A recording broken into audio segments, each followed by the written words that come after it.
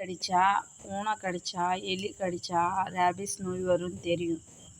மற்ற ஜீவராசிகள் கடிச்சா கண்டிப்பாக அது இன்ஃபெக்ஷன் ஆகும்னு தெரியும். அதை இன்ஜெக்ஷன் பண்ணாமல் விட்டது யார் தப்பு? அவங்களுடைய தப்பு தானே.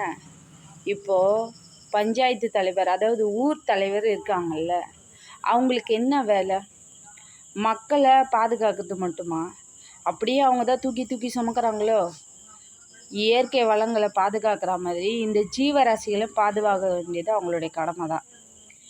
பஞ்சாயத்து தலைவர்கள் கையில் எடுக்கலாமே.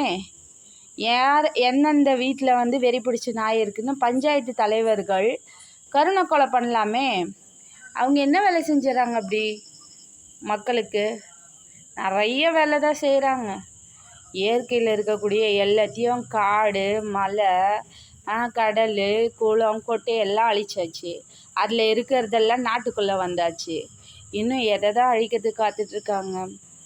உண்மையாக சொல்லப்போனால் இங்கே இருக்கக்கூடிய அரசால் தான் மக்களுக்கும் இயற்கைக்கும் மிகப்பெரிய தொந்தரவாக இருக்குது.